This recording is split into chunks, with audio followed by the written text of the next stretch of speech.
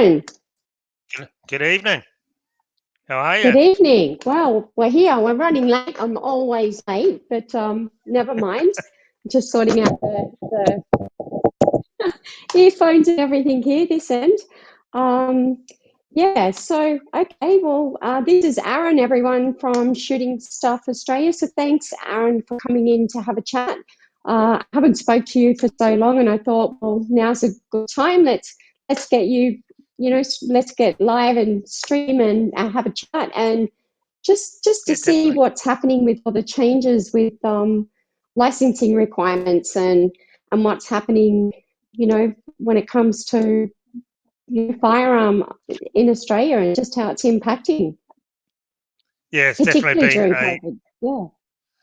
it's definitely been a wild ride in the last year for firearms owners. That's for sure. We've had one win back where the government and the police had to step down, but we'll talk about that later and unban one gun.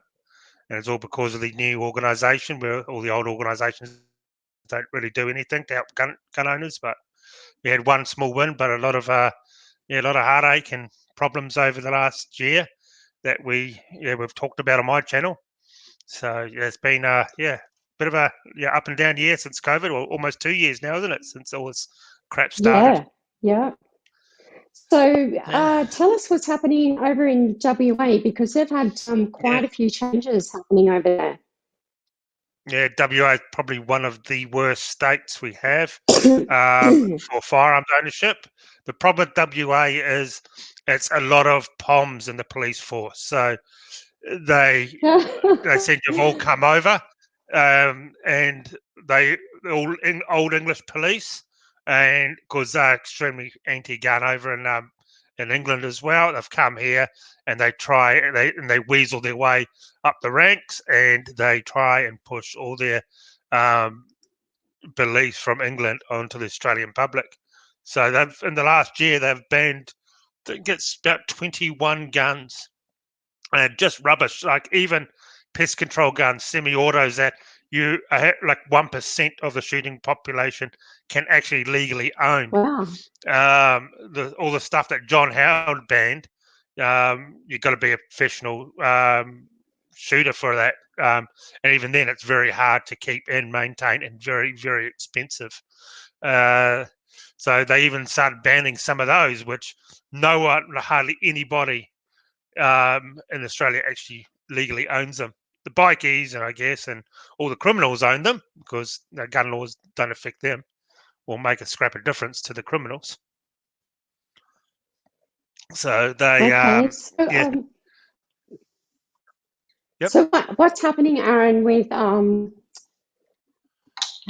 the squeeze on having free speech and speaking out on social media? What's actually happening there? Because I've read some disturbing stuff today, that the police are in fact going through people's social media accounts, and it seems that anything to do with COVID or vaccination related conversations, posts, they're now either going in and checking their firearms and removing their firearms, or not even supplying, the application is failing because they're going through, a whole social media credit system. yeah, exactly. It's happened to a friend's nephew. We talked about this a week ago on our live stream, and we talked about how my mate's nephew, he's not he's an anti-vaxxer. Everyone's entitled to their own opinion. Nothing wrong with that. Whether it's right or wrong, people can make their own mind up.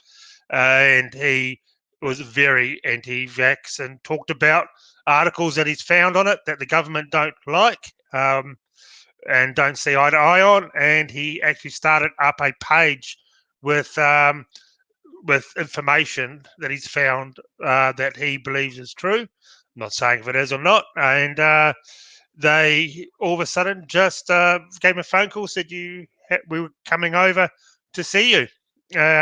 We want to interview you. And he said, well, I'll come down to the station. Said, no, we have to come to your house. So he phoned a lawyer straight away, and the Of lawyer said, "Well, course. you Yeah. own firearms," and he goes, "Yep." Said, "They come to get your guns. You've done or said something they don't like." And he goes, "Well, I haven't done anything. I haven't been in trouble at all." And yeah, they rocked up, said, "We're here to take your guns." Said, "You've been talking anti-vaccination and all that sort of stuff, and because of that, we don't see you as a fit and proper person, and you're spreading misinformation that will get people killed with your saying that not to get the jab." And took his guns. So he has had to, of course, hire a lawyer, and it hasn't gone to court yet because it only just happened a few weeks ago, and he's just waiting to go to court and fight his case. He will probably get his guns back. The lawyer said, at first up, the lawyer said it's about 50-50 chance you'll get your guns back. You just never know because you don't know whether the judges are. All you got to look at who signs the paychecks. The Yeah, government yeah. do. And look, So it and they, doesn't just cost a couple of $1,000s. We're talking like 10, yeah, 15,000 or more sometimes to try and get yeah, your license back, never alone your guns. yeah. It's just unbelievable. Yeah, if you get a real cheap lawyer, you're looking at about $5,000 off the bat. But Hmm. with the firearms, you need to get a good lawyer, preferably a firearms lawyer. There's a few of them out there. You have to get a good lawyer because they know the ins and outs. You just don't get some hack off the side of the street. You got to get a proper who's dedicated firearms lawyers, and they are out there, Yeah, and yeah. they'll do the job properly. So yeah, you're not going to get someone who's not a shooter and doesn't know anything about it. Yeah. So you want a real good lawyer, and you probably will get your guns back, but that's going to cost you $10,000. And the police and That's the government unbelievable. in this Yeah, country, I was. as everyone knows, everyone knows that the police and the government in this country win by bankruptcy. So they run on the notion that most people don't have that sort of money. And unfortunately, a lot of people don't have that money, so they just give up and their guns are gone. They've got to sell their guns. Um, the police just come take the guns, get back to their police station. Either get knocked around, bits are taken off them. Not saying by who, but you get them back, and bits are Yeah, missing of them or they're damaged. I know several lawsuits that have been brought up against the police about winning their cases, getting their guns back, and they're absolutely destroyed. These are collectibles, very expensive collectibles. unbelievable, isn't it? Yes.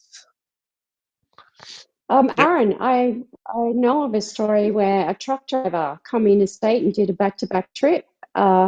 He actually got two speeding tickets, and it was holiday time, so there was, of course, double demerit points.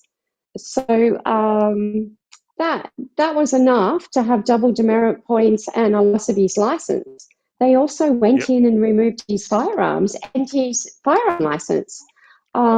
He got his driver's license back when he went to court, and he fought that out, and he won his license back to drive just for work because he juiced all his points up, getting two fines and double demerits, and still having to fight for his gun license. So they're now looking that if you've got X amount of demerit points and you're applying for an application and you've got lots of speeding tickets, they're going, well, this person can't have a gun because he's a risk to society, So it's just bizarre. Like, it's just crazy. I mean, how far are they going to go with their push to pulling licenses? I mean, you told me yesterday, which is quite disturbing, of some veterans, ex defense that Yeah. have gone overseas and fought, and that's a recreational, going out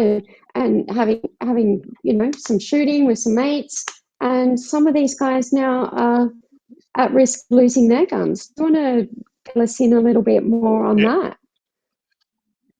Yeah. Well, we get a lot of messages, and we do a live show every Wednesday night and talk about a lot of this, and we get guys commenting, ex military, police just deem them. They have post traumatic stress. So we're taking your guns off you. So they'll take the guns off them. They got to spend money to go see a shrink, and then go to court and prove that they're absolutely fine. These are guys that have held their licenses for years, and they're issued these licenses, and they were deemed that they were fine to have these licenses issued. So then they finally take them off. So I think most of them win on the fact that, well, you issued them and saw no problem at the time. And also it happens when they come, and when a lot of people lose their licenses also, if they don't like what you say, is when it comes to renewal. When they come to renew their guns, they say, no, we don't think you're a fit and proper person and you can't have your gun license because of something that happened years ago. Well, the fact is, when they go to court, they say, well, you issued them, it was never a problem 10 years ago. So nothing's changed. So you've got to give the license back because he's done nothing wrong since you issued the license the first time. So you can't go back and say, oh, 10 years ago we gave you a license, but you also got into a fight or something. And now we think that's a bad thing. But yeah, it happens a lot. I've heard several things about returned vets treated pretty poorly by the government and the police when it comes to their firearms, untrustworthy. So you're fine to go shoot a gun and kill people overseas, go hunting or target shoot with your friends at a range. Just absolutely ridiculous. Just another way of basically it's just harassment, and it's disgusting. Yeah, but it is. It's a harassment altogether, isn't it? The US, fill me in what's going on over there. They had a shortage of ammunition at the time President Biden was elected. So everyone went mad and brought up there. Yeah, Biden was mouthing off or mumbling his way through it. Really, that guns are going to be gone, and all this crap, and so everyone, of course, panic buyed and brought basically everything. You're going to get anything, and it's only just starting to come back now. Excuse me. It's just starting to come back now. A lot of the ammunition, we get a lot of our stuff from over there, right? Pretty much, the bulk of it comes from the US because they're the ones who make it. We closed down Winchester, I think was the last big manufacturer of ammunition, and they packed up and went to the US a couple of years ago. So we do make our own ammunition, but ADI, but a lot of that goes overseas as well. So they brought up, and of course, they restock their own people before they restock us. So we just had to wait in line. So we could always get it, but not exactly what you wanted. Yeah. So yeah.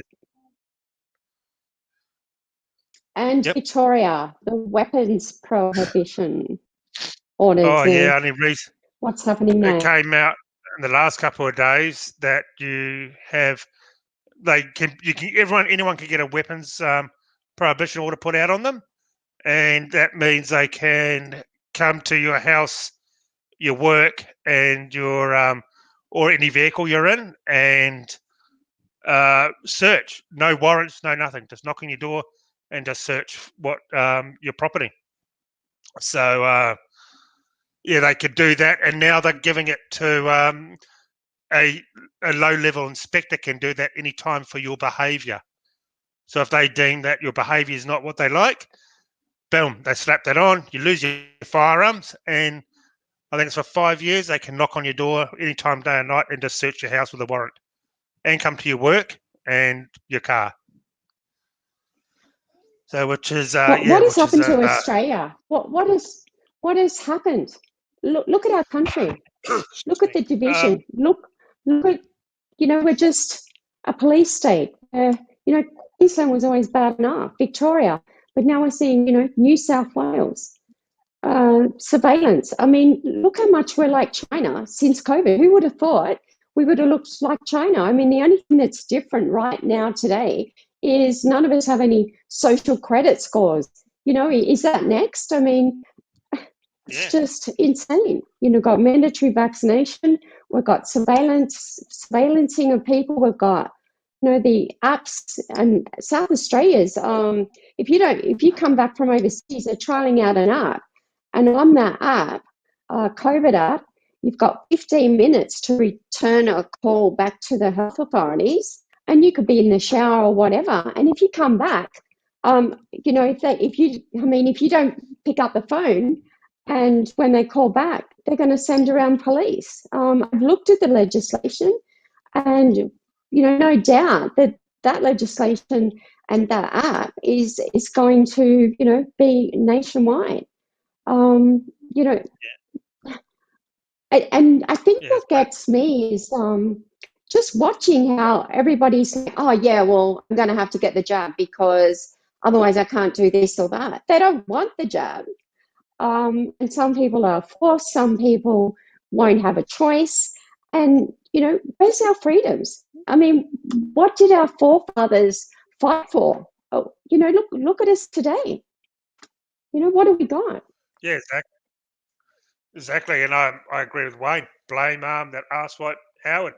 And I think the whole wokeness of this country started when he started banning guns and ripping through, drumming it into everyone's head that guns are bad, and indoctrinating the police. I've talked to ex-police, and they said, "Yeah, we just rammed down our throats. Guns are bad. Got to get guns out of people's hands." And yeah, I think it Darren, was wokeness, and this was that always started a from there. push.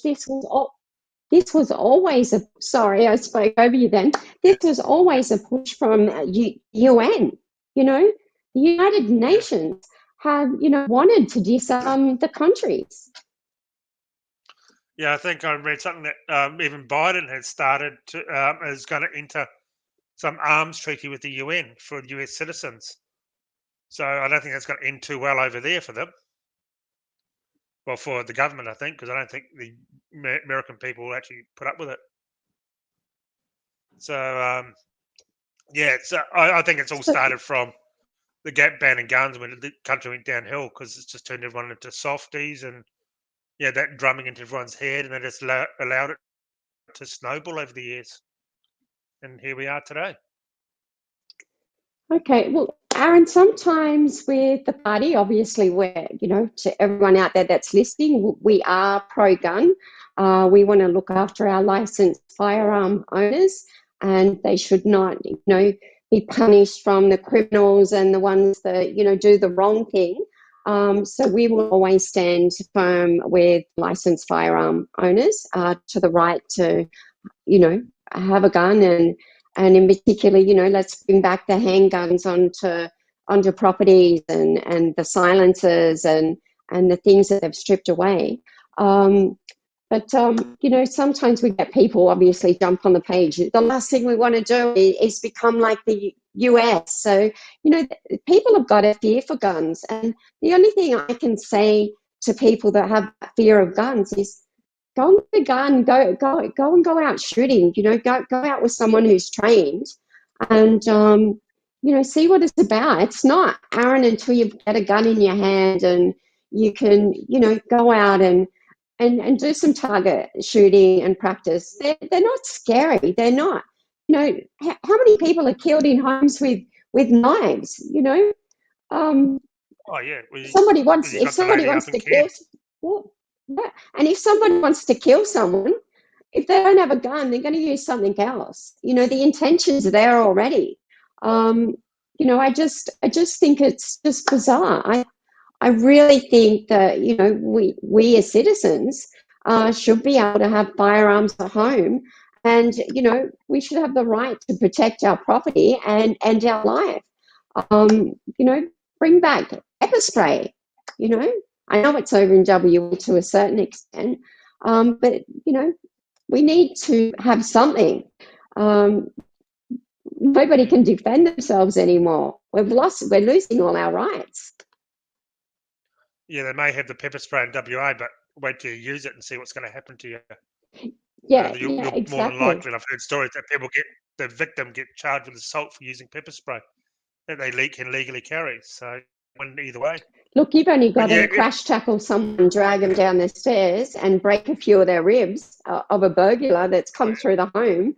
And this is an actual case that did happen, and the homeowner was charged. They were yeah, both taken away in handcuffs, and he had to get a solicitor and plead his case that, you know, he had the right to protect himself in the home. he didn't even have a gun. So this is what it's come to. Well, there's a case right now in Alice Springs that we talked about on our show about a guy. His neighbour was stabbed, and she was basically dying on her front lawn. He ran outside and saved her because he's a first responder. Went back inside. The guy could have been running around at night somewhere. He was scared. Went inside, got his rifle, and had his rifle next to him while he was saving the life of his neighbour. Cops arrested him, took all his guns for having a gun in public. There's a huge list of charges, about 5 or 6 charges, and just trying to nail him every way they can, all because he had a gun just sitting next to him, and the paramedics turned up, and they said, "Oh, can you stay here in case the guy's still nauseous? They could come out." Apparently, he was an absolute monster. The guy, huge guy, and and they actually asked him. I'm pretty sure he told me they asked him to stick around, and then he went inside and locked his gun up, and it was all safe. And the cops said, "Oh, you better go lock your gun up." So he did, and then it was going.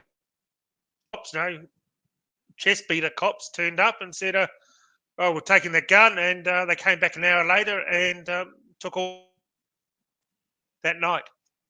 So that any excuse. I've heard from ex-police officers that firearms charges, you get them on firearms, and you're like a hero in the police force. So they it's like a badge of honor. More firearms you can take off people. Yeah. Quicker you climb the ladder. So which is what it's all about apparently now. But you're going back. We want to be like the US. Hell, we want to be like the US. I got friends in Tennessee, Texas, and they feel so safe in their own homes. And there's not, and it's like I got a friend Stephanie, her and her husband and teenage kids. When all those riots, Antifa and Black Lives Matter they destroyed this small town, destroyed it. They were only a couple of miles, and they left flyers on the on the power poles all down their streets saying, "You live in this area, you earn a lot of money because you live like this. We'll be coming in your house and you will pay us." And that's what was happening. And they said they didn't phase them the slightest because they said their 12-year-old daughter, their teenage son, and husband and wife both had their AR-15s loaded, ready to go. And they knew if these guys came and rushed their house, that it's in their grounds to shoot them down. And there were mob stormed through the town, destroyed the whole town. And they said we felt safe. We knew we were allowed to defend ourselves. That's just what it's like. And I know people over there who have that. Yeah. No, I know people over there who have saved their life. Yeah, saved their own lives. You keep cutting out too, so we've got getting a bit of a lag there. Oh, right, Jim, it's the internet. Yeah, I know people over there who've had their lives saved and saved other people's lives because they were allowed to conceal carry. They wouldn't be here today if they weren't allowed to have a gun. That would be a great idea in Townsville. I would back that one. Yeah. You've heard all our crime rate up here. I mean, just 2 weeks ago, we had a lady in her 70s walking along, a young guy on a bike came past, grabbed the bag off her. The poor lady fell down on the ground in the gutter and hit her head. She's in her 70s, all battered and bruised. Lucky she didn't die. But what an awful experience, and what a horrible thing to have to go through at that age. And unfortunately, this is what the streets are like up here, Aaron. It's just disgusting. We've got Aaron Harper, as a state MP. Like we've got idiots up here. They're all Labor, and no one's game enough and want to touch the criminals. We need to build more prisons. We need to build more youth detention centres and get the shit off the streets. I mean, we can't keep living like this. We got more fear up here with the criminals that are allowed to run around here than what we have COVID. You know, there's 0 cases of COVID where we are, but you know, you're more at risk of getting mugged or carjacked, or you know, your house being broken into, or even at the shopping centre, you know, bashed. So it's just crazy. Yeah, exactly. We tell everyone in our show, we hate to say it, but we're never going to get it. It's never going to come back.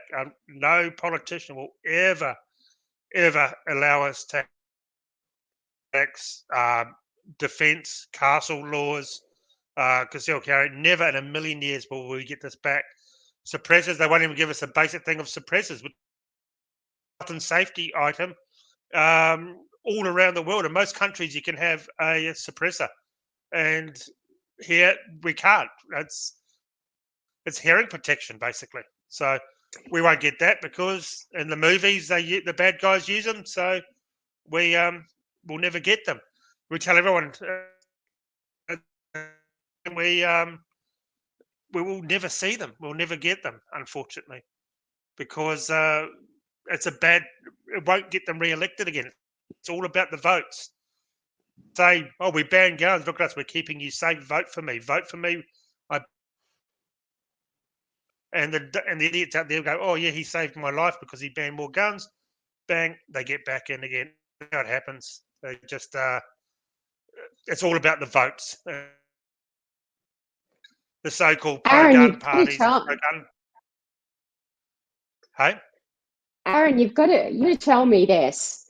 So you know, and I do, but explain fishers, shooters, farmers, or whatever they're called now. Like, look what they've done. You know, as soon as they get in, first day in, yeah, they backpedal and backflip on protecting licensed firearm owners. So what's the go there? What happened?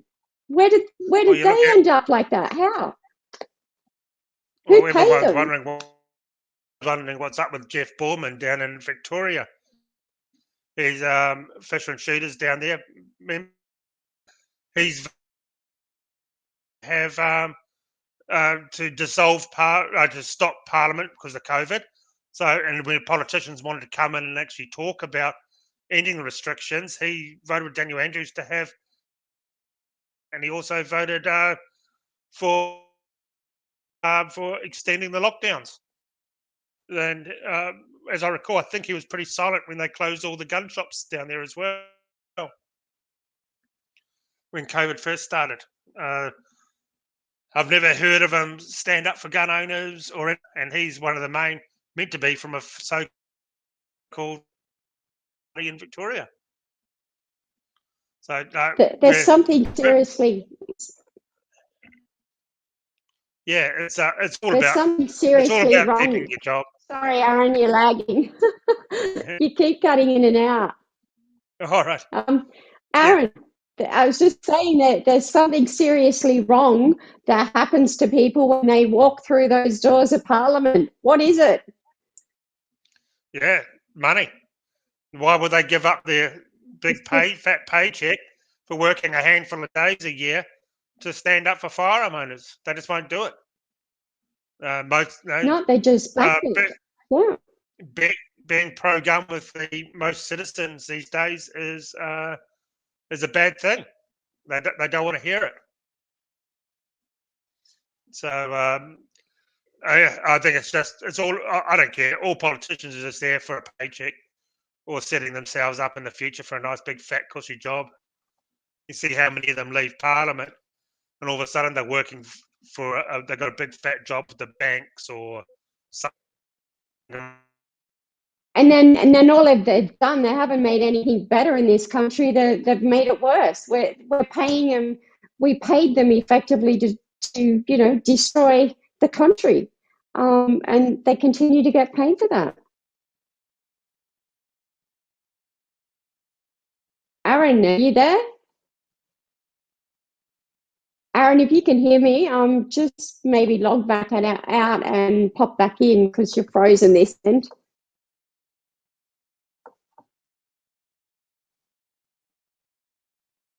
Okay, see, sorry guys, it seems that we've lost Aaron for a little while. Aaron will probably pop out and come back in. Yeah, if anyone's got any questions, feel free to pop them up. And yeah, I'll give it a go at trying to answer some of the questions. So obviously today, as you know, in Sydney, we had over 1,542 new cases of COVID. What's happening down there in New South Wales is just absolutely insane. Gladys come out today, and only those that are vaccinated, double vax that is, at 70%, are going to end up with freedoms. What's going to happen to those people that haven't been vaccinated? We are going to see a surge in mental health down in New South Wales. We're going to see a surge in suicide rate. It's just, this isn't a road to freedom. This is a huge road down the path of discrimination. Jobs now, you apply for jobs in New South Wales, there's a few jobs that have been advertised that you actually have to be double vaccinated as part of the criteria to applying for that particular job. There'll be no freedoms down there anyway when they start to open up certain sections of the suburbs down there in the different local government areas, because Gladys said today that what will happen if some places have got just 1 or 2 or 3 cases and they open up, the minute that there's another surge down there, that they will then put in a 5-kilometre radius restrictions again. So what effectively is going to happen down in New South Wales is they're going to open up here and there, and you watch COVID will wash through, and then they'll start shutting down. Businesses out there right now are planning, to get their stocks together, to get ready to open. They're getting all the QR codes, make sure they're ready, everything's in check. And they're only going to be open for a few weeks, I reckon, and then, they're going to be shut down, open up, shut down. I mean, what's happening in New South Wales right now is just a bloody disgrace. And I can't see anything good that's going to come out of any of this with the way that the New South Wales Premier has handled this whole COVID debacle. It's incredible. Let me know what you guys think. Put your comments. If you're from New South Wales, put your comments up and I'll have a read. I did receive an email earlier from a member in New South Wales. I will pop it on the page later. But he has messaged and written emails off to, I think it's IGA, Coles and Woolworths. Now, we've had one of the main supermarkets come back, and they're saying that, because his concern was, well, what's going to happen? Are you going to allow our shoppers being unvaccinated actually come in to the store to shop? Because I'm guessing that's on everybody's mind. If you're not vaccinated, you can't go to pubs, you can't go to clubs, you can't go to cafes or events, you can't have friends over. You guys have got to eat. So how are you going to get your food? Apparently, at this point in time, the supermarkets have said no, that's not going to happen, that they are going to allow unvaccinated people and customers to come into the shopping centres. So while that might be, a bit of a relief for some, it's just everything else that is happening down there at the moment that's going down.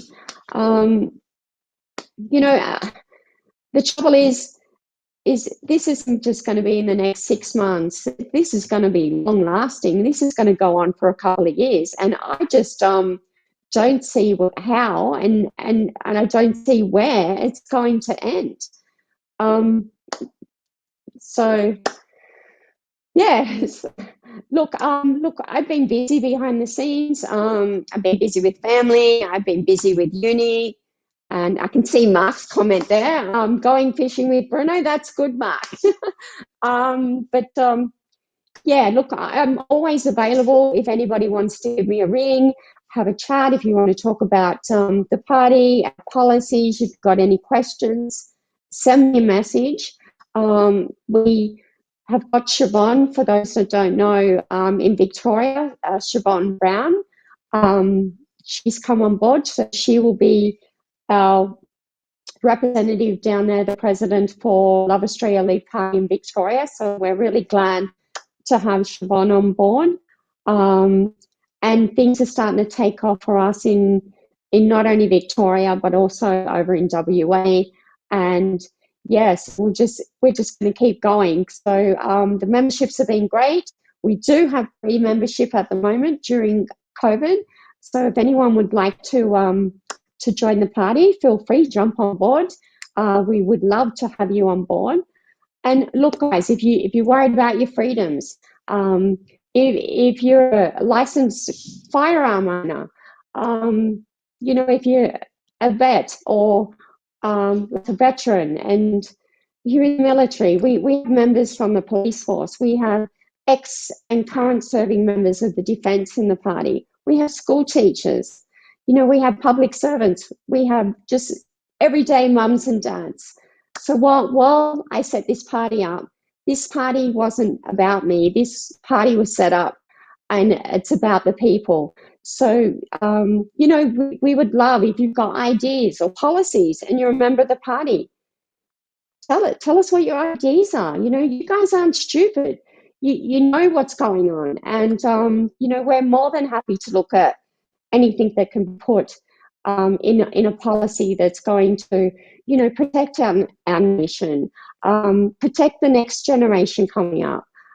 Because, guys, what we accept today, is going to be the standard that our grandkids is going to accept in the next generation. And that's a really worrying thought. So, while we are aware of the existing issues in our country today, and, it is up to us to get out there and to, try and make a difference and fix those issues so that our kids and their kids don't have to in the next generation.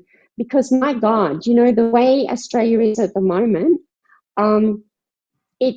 it's mind-blowing. You sit back and you go, wow, I can't believe this is going on.